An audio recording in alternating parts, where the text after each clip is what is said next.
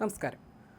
ഗാസയിലെ സംഘർഷം അവസാനിക്കുന്നതിന് ഏകദേശം ഒരു മാസം മുമ്പ്, കൃത്യമായി പറഞ്ഞാൽ 2025 സെപ്റ്റംബർ 8-നാണ് ഇസ്രയേലി ആക്രമണത്തിൽ മുഹമ്മദ് അക്രം അൽ ഖഫർന എന്ന ആരോഗ്യ പ്രവർത്തകൻ കൊല്ലപ്പെടുന്നത്. ആഗോള നഴ്സിംഗ് രംഗത്തെ പ്രമുഖ ശബ്ദമെന്ന് വിശേഷിപ്പിച്ച് ജനീവ ആസ്ഥാനമായിട്ടുള്ള ഇന്റർനാഷണൽ കൗൺസിൽ ഓഫ് നഴ്സസ് ഇദ്ദേഹത്തിൻ്റെ വേർപാടിൽ അനുശോചിക്കുകയും ഇസ്രയേൽ ആക്രമണത്തെ അപലപിക്കുകയും ചെയ്തിരുന്നു. അൽ ഖഫർനയുടെ വേർപാടിൽ കടുത്ത ദുഃഖം രേഖപ്പെടുത്തുന്നുവെന്നും ഈ സംഘർഷത്തിനിടയിൽ ദാരുണമായി ജീവൻ നഷ്ടപ്പെട്ട നൂറുകണക്കിന് നഴ്സുമാരിലും ആരോഗ്യ പ്രവർത്തകരിലും ഒരാളാണ് അദ്ദേഹമെന്നും ICN അനുശോചന സന്ദേശത്തിൽ കുറിക്കുകയും ചെയ്തിരുന്നു.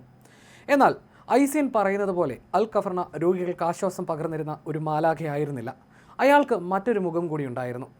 തൻ്റെ മെഡിക്കൽ ജോലികൾക്ക് പുറമെ നോർത്തേൺ ഗാസ ബ്രിഗേഡിൻ്റെ ഭാഗമായ ബെയ്ത് ഹാനൂനിലെ നിദാൻ നാസർ ബറ്റാലിയനിലെ ഒരു ഭീകരൻ കൂടിയായിരുന്നു അയാൾ. ഈ വിവരമാകട്ടെ പുറത്തുവിട്ടത് ഹമാസിൻ്റെ തന്നെ മണ്ടത്തരമായിരുന്നു. ഹമാസ് പുറത്തുവിട്ട ഒരു ചിത്രത്തിൽ തോക്ക് കൈയിലേന്തി പൂർണ്ണ സൈനിക വേഷത്തിലാണ് അൽ ഖഫർനെ കാണപ്പെടുന്നത്. അങ്ങനെ ഇസ്രയേലിൻ്റെ ആരോപണം ശരിയാണെന്ന് ഹമാസ് തന്നെ തെളിവുകളിലൂടെ തെളിയിച്ചു.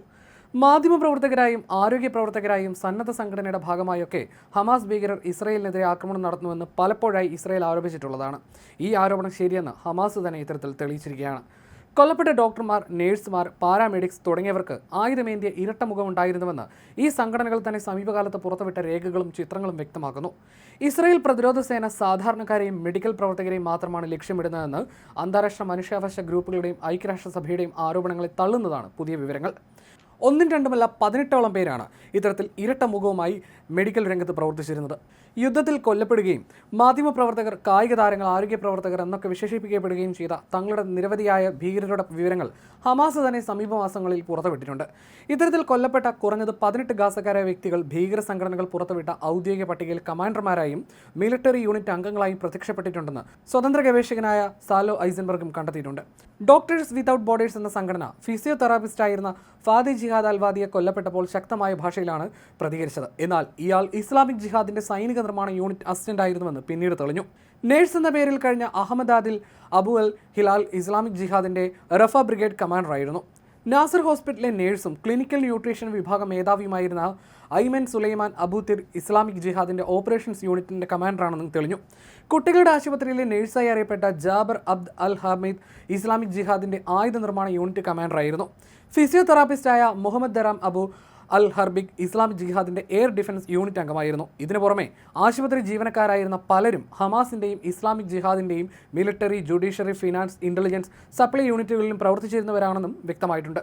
ഗാസയിൽ വംശഹത്യ നടക്കുന്നുവെന്ന് ആരോപിക്കുന്ന genocide in Gaza, health care workers watch, institute for ഫലസ്തീൻ സ്റ്റഡീസ് തുടങ്ങിയ സംഘടനകളുടെ ഡേറ്റാബേസുകളിൽ ഈ വ്യക്തികൾ ഇപ്പോഴും കേവലം നിരപരാധികളായ ആരോഗ്യ പ്രവർത്തകർ മാത്രമാണ്.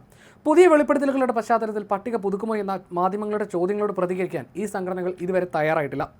ഗാസൻ ആരോഗ്യ മന്ത്രാലയത്തിൻ്റെ കണക്കനുസരിച്ച് ഒക്ടോബർ 7-ന് ശേഷം 1141-ലധികം ആരോഗ്യ പ്രവർത്തകർ കൊല്ലപ്പെട്ടിട്ടുണ്ട്. എന്നാൽ ഈ കണക്കുകൾ വിശ്വസനീയമല്ലെന്നും സാധാരണക്കാരെയും ഭീകരരെയും വേർതിരിച്ച് കാണിക്കാതെയാണ് ഗസൻ മന്ത്രാലയം പട്ടിക തയ്യാറാക്കുന്നതെന്ന് ഇസ്രായേൽ ചൂണ്ടിക്കാണിക്കുന്നു. ആശുപത്രികൾക്ക് താഴെ തുരങ്കങ്ങൾ നിർമ്മിച്ച ആയുധശേഖരവും കമാൻഡ് സെന്ററുകളും ഒളിപ്പിക്കാൻ ഹമാസ് മെഡിക്കൽ സൗകര്യങ്ങളെ കവചമാക്കിയാണെന്നും IDF ആവർത്തിച്ച് വ്യക്തമാക്കുന്നു. ആയുധങ്ങളെയും ബന്ദികളെയും പോലും ഒളിപ്പിക്കാൻ ഹമാസ് ആശുപത്രികൾ ഉപയോഗിച്ചിരുന്നെന്ന് തെളിയിക്കുന്ന ഫോട്ടോഗ്രാഫുകളും ദൃശ്യങ്ങളും മറ്റ് വിവരങ്ങളും ഇസ്രായേൽ പ്രതിരോധ സേന ഇതിനകം പുറത്തുവിട്ടിട്ടുണ്ട്. എന്നാൽ മനുഷ്യാവകാശ ഗ്രൂപ്പുകൾ ഈ വാദങ്ങളെ ചോദ്യം ചെയ്യുകയും വംശഹത്യ പ്രചാരണത്തിന്റെ ഭാഗമായി ഇസ്രായേൽ ഗാസയിൽ ആരോഗ്യ സേവനങ്ങളെ തകർത്തുകൊണ്ടിരിക്കുകയാണെന്നുമാണ് അവർ വാദിക്കുന്നത്. ഈ ആരോപണം അവർ തുടരുകയും ചെയ്യുന്നു.